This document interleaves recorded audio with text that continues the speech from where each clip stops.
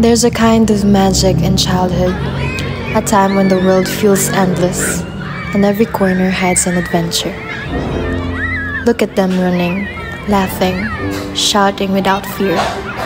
No deadlines, no worries, just the sun above and the ground beneath their tiny feet. To them, a puddle is a sea, a stick is a sword, and the backyard, a kingdom ruled by imagination. These moments, they're not just memories in the making. They're joy, pure, untouched, unfiltered. But times move forward, and those little child, carefree, wide-eyed, grows. Playground turns into workplaces, toy swords become real battles, and hands that once held crayons now carry the weight of dreams, bills, and responsibilities. Deadlines replace daydreams, bills replace bedtime stories, and the child who once played in the sun now arrives early to carry the weight of a new day. He is the child, grown, bruised by time, hardened by choice, yet still holding fragments of wonder in his tired heart.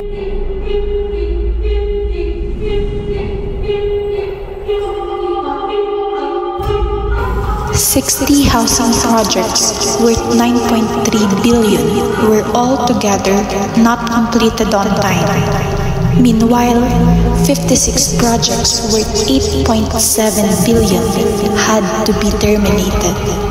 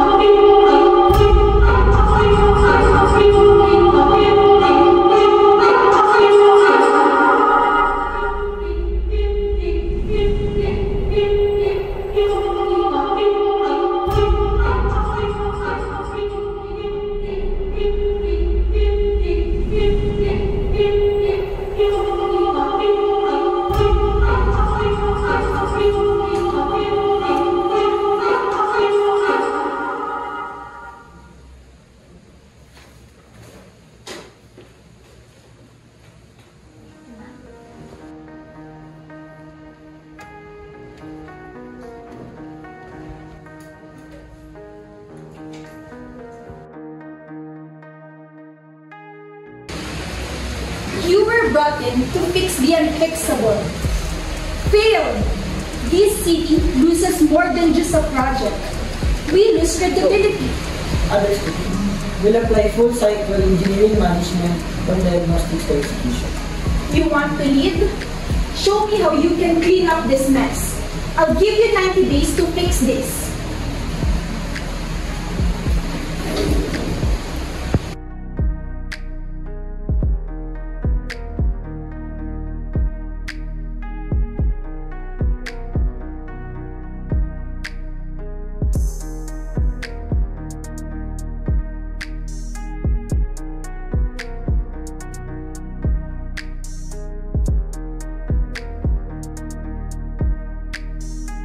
Okay, team, hindi na tayo pwede magpaligoy-ligoy. We green-handed this mess. Over budget. Delayed. Puro protesta. Let's fix this. Unang-una, mali talagang cost projection. Hindi in-anticipate ang hazardous waste disposal, which malaking gastos yun. And also, may inflation din sa materials. Team morale is low. Walang clear direction. Ang daming conflicts. We need to re-establish leadership and communication channels. Also, subcontractors are ready to walk out. Delay sa bayad. Plus, may disputes on scope changes. Okay, let's break this down. Root cause analysis muna. Then we'll build a smart recovery plan. We manage our stakeholders, repair our internal processes, and regain trust. Okay ba yan? Okay.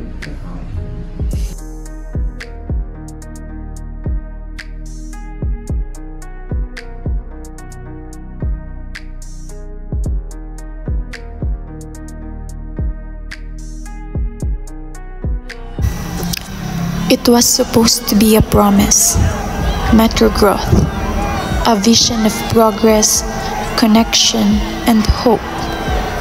They said it would change lives, create jobs, build better roads, better homes, a better tomorrow. But years have passed, and all we see are fences, debris, and silence. No trains, no movement, no growth.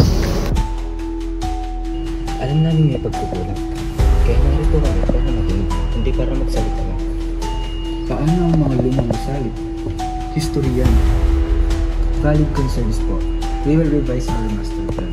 Meron kami mga i-retain na key heritage structures and mag-ahead din kami ng mga cultural consultants. Paano naman kami? Baka palisin na lang kami. Yan ang alam inaasahan namin yung project na yan.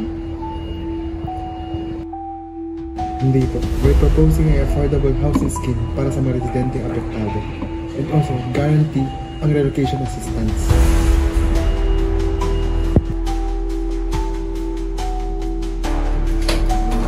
Okay team, we need a full reset. Yung old plan, kalimutan na. We need to build this right from the ground up. Let's start with the critical path method. Ano nga ba yung mga hindi pwedeng madelay? Yung foundation rework, drainage realignment, at power grid inspections. Pag nalink tayo dyan, domino effect lahat. Go! Ilagay natin yung sa path. We will reschedule everything around us. We're already over budget by 30 million pesos. Pero meron pa tayong titirang contingency fund na 10 million pesos. I suggest that we use that fund for emergency work. And also, for the rest of the fund, we use for stakeholder engagement. Agreed. Kasi kung hindi natin kakausapin ng mga tao, residents, LGUs, contractors, lalo lang tayo mababash. So, we need to fix our communication grid. Alright, final touch strategy.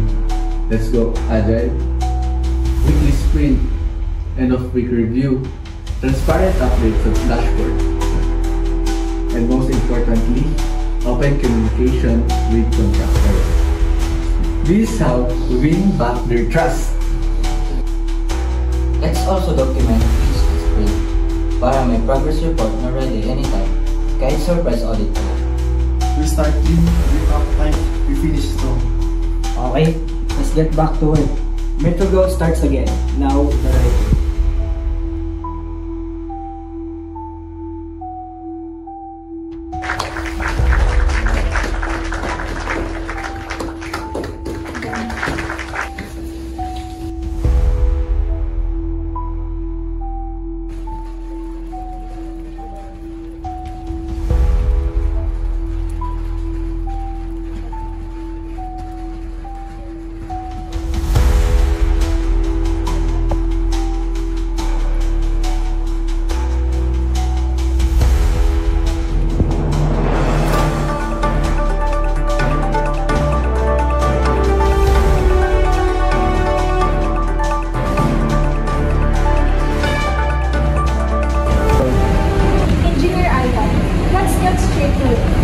With all the delays, overspending, and public backlash, is Metro Growth worth saving? Definitely. I received the roles and challenges, and Metro Growth is worth it. It's not about ignoring the problem.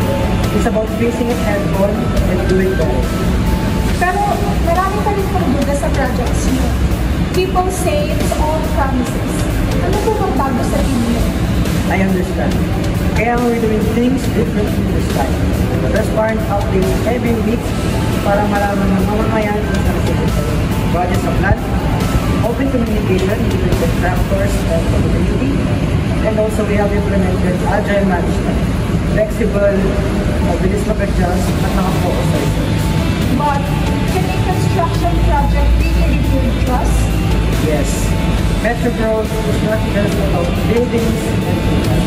It's about building safe spaces, livelihoods, and most importantly, trust. Trust na may pakialam ng problema, trust na may boses ng tao, and trust that engineering is not only serve plans, but also people. Ano pong message niyo sa mga manonood? And lalo na po sa mga naapektuhan ng delays? We hear you, and we are here with you. This is not an overnight fix, pero this time, kasama kayo sa proseso. We have learned things from our failure, and now we include innovation, integrity, and inclusion. That is how we turn things around.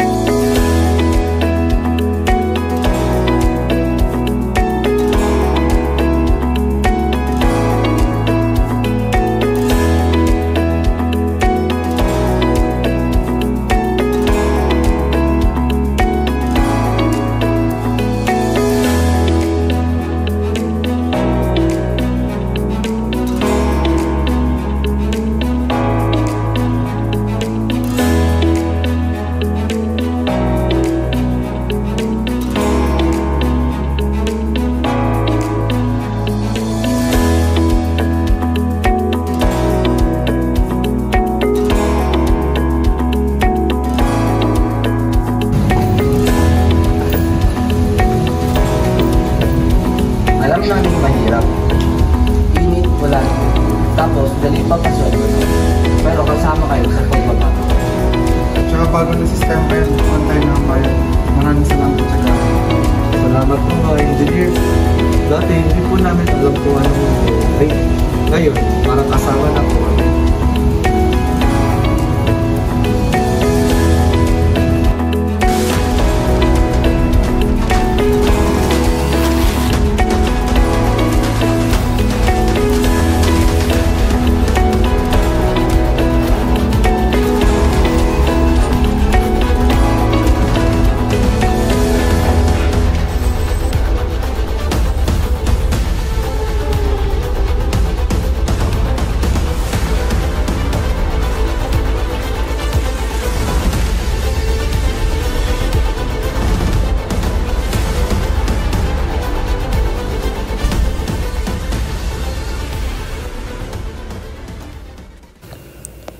What was once an abandoned promise is now a living heartbeat of the community, bursting with clean, green parks, dignified homes, eco-conscious design, and roads that finally lead somewhere safe.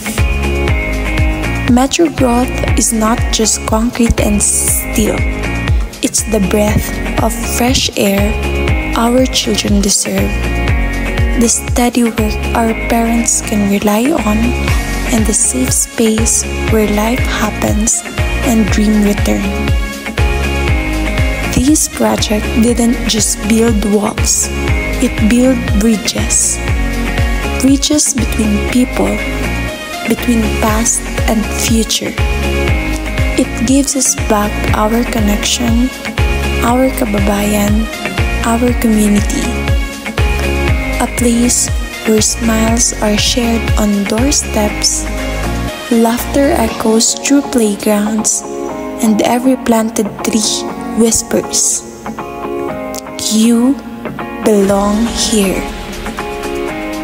Metro Growth is more than just a finished project.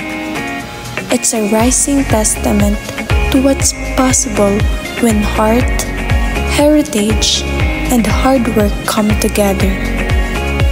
From play to progress, from empty lots to thriving hopes, from hope to home.